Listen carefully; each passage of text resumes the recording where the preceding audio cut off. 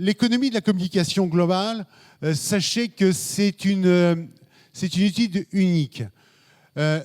Lorsque nous avons préparé ce travail, nous avons souligné deux choses. D'abord, j'ai été frappé, moi, par un message que j'ai lu en décembre 2014 dans Les Échos qui déclarait la chose suivante. L'industrie culturelle, troisième employeur européen. Alors, quand je suis rentré dans le détail, l'industrie culturelle pèse 4,2% du PIB européen. Et quand on rentre dans le détail, le poids de la communication globale, puisqu'on est inscrit, la communication globale, dans l'économie qui est celle dont on parle, c'est-à-dire l'industrie culturelle. Étonnant, hein? Donc, et là, pour le coup, le poids de la communication globale pèse 300 milliards d'euros, soit 57% de ce secteur. On voit qu'aujourd'hui, c'est le troisième secteur d'activité en Europe. Aujourd'hui, le périmètre de la communication en France, c'est 49 milliards d'euros. Elle est composée de 32 000 entreprises selon les derniers chiffres que nous avons traités et elle couvre 19 secteurs d'activité. Les annonceurs, quant à eux, c'est 600 entreprises, 10 secteurs d'activité qui consolident à eux seuls 90% de la dépense. Quelques chiffres clés, 82% des entreprises réalisent un chiffre d'affaires inférieur à 500 000 euros. On est bien des TPE à cet endroit. 61% des entreprises se situent en dehors de l'Île-de-France. Ça, c'est une dimension importante parce qu'on voit bien qu'on n'est pas un marché concentré sur le marché national, on est dans un marché dit de proximité. 68% des entreprises sont des SARL. Et voilà un chiffre un peu triste, sinon très triste, 2277 nombre de défaillances d'entreprises en 2014. Ce qui est terrible. Ce qui est terrible. Et je crois qu'il faut aussi qu'on sache donc ouvrir les yeux sur cette situation. Les médias ont connu une baisse d'activité, l'industrie moins 4.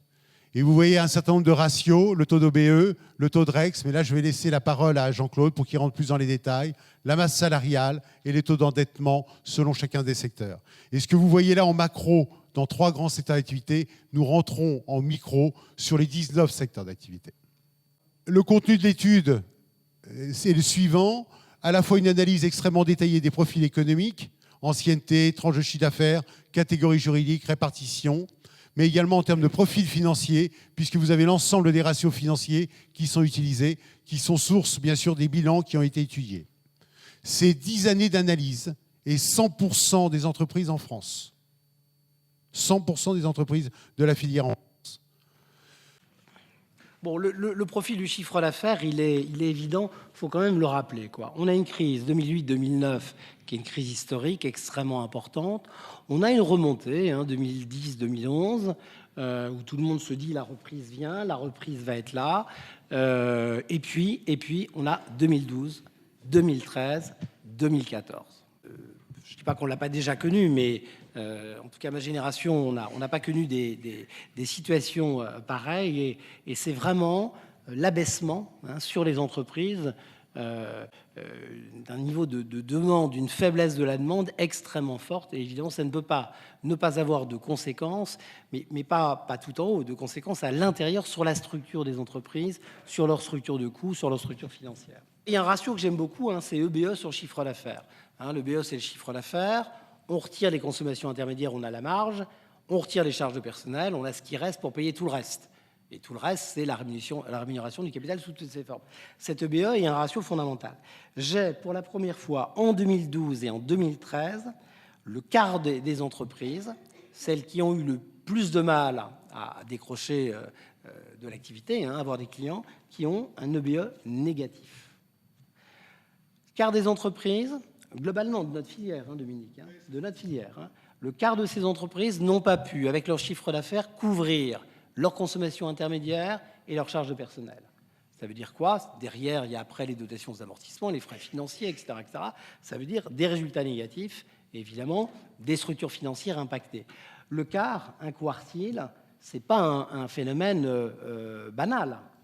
C'est un phénomène qui marque une structure de filière.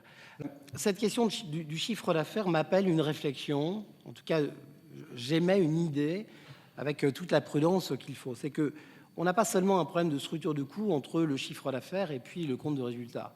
On a maintenant alors même que les charges de personnel ont depuis un certain nombre d'années une certaine flexibilité, des régulations, recours à l'intérim, etc., etc. On a aussi un phénomène pour ces entreprises à faible activité, c'est que la composante de capital fixe, la composante de machine, elle est là et elle n'est pas flexible. Et lorsque le chiffre d'affaires s'abaisse, ça veut dire que l'intensité capitalistique des entreprises, elle augmente, non pas par amélioration de la technique, mais par surdimensionnement de l'appareil de production par rapport au niveau de l'activité. Ça veut dire quoi? Ça veut dire que une réflexion doit être conduite, c'est notre responsabilité comme média par rapport à nos adhérents, c'est évidemment la responsabilité des entreprises qui sont dans ce cas-là pour regarder ces questions. Et je ne crois pas qu'une simple diminution des coûts, notamment de personnel ou de consommation intermédiaire dans le compte de résultat, peut rétablir ces équilibres. Il faut s'interroger profondément sur la fonction de production, sur la nature des produits, et on a probablement un pourcentage significatif, 5, 10, 15, je ne sais pas combien, d'entreprises qui doivent se repositionner, réinventer leur métier, recomposer leur fonction de production et ne pas repousser le tas de sable. Et les processus de défaillance sont des processus qu'on connaît bien. Et je laisserai Altares en parler. Ça commence à pas aller, on a un chiffre d'affaires qui baisse, puis on a les marges qui baissent, puisqu'on a un résultat qui ne va pas, puis on rentre sur un résultat négatif, puis ça ne va pas en trésor, et puis jusqu'au moment où les banquiers commencent à se fâcher un petit peu. Voilà. Et puis un jour, ça passe plus, et là le chef d'entreprise s'énerve et dit « je prends le problème à bras-le-corps », et il prend le problème à bras-le-corps. Il va chercher les sous chez les clients, il fait attendre les fournisseurs, il serre les stocks, il arrête d'acheter, il se bat. Et d'un seul coup, on a une amélioration de la trésorerie. Sauf que ça marche qu'une fois. Cette amélioration de la trésorerie, c'est une amélioration des conditions de sortie et de rentrée de la trésorerie dans la filière, dans la mâchoire client-fournisseur. Ça ne règle en rien les questions de fond économiques de la fonction de production. Et une fois que cette trésorerie s'est améliorée, ça tient quelques semaines, quelques mois, le processus de dégradation continue et on est sur un RJ 6 mois plus tard. Ce processus qu'on voit, notre responsabilité, elle est à Commedia et elle est pour les entreprises concernées par ces process, de prendre conscience du point où ils en sont dans le mécanisme de dégradation et de regarder, avant de tomber dans la cessation de paiement, de regarder le travail structurel de fond à apporter ou qu'il est possible d'apporter. Voilà, je me suis permis donc d'émettre une hypothèse sur un capital productif moins flexible que les charges de personnel pour ces entreprises-là, et donc cette réflexion nécessaire sur un repositionnement de ces entreprises. Juste pour finir, et je suis désolé du temps, notre responsabilité à nous comme médias, face à ce discours, s'il est validé par vous, s'il est validé par la vie, signifie que le groupe de travail études, il faut qu'on le fasse vivre.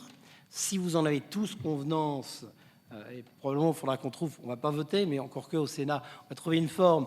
On se propose avec Alexandre Scalia, à la sortie de l'étude, de faire une réunion spécifique technique sur l'étude, pour ceux qui le souhaiteraient, et puis ensuite de faire des réunions par secteur d'activité, afin de rentrer dans le détail des ratios, dans le détail de la distribution statistique des ratios, pour que chacun puisse se positionner et entamer cette réflexion. Voilà, merci de votre attention. J'insisterai jamais assez pour vous dire ô combien c'est important d'avoir cette lecture. Donc, soyez candidats, participez. Moi, je tiens à remercier Jean-Claude et tout du temps qu'il nous consacre pour qu'on puisse vraiment vous éclairer sur ces sujets-là. On prendra en effet avec Alexandre et Jean-Claude, on restituera l'étude au détail pour ceux qui souhaiteront y participer.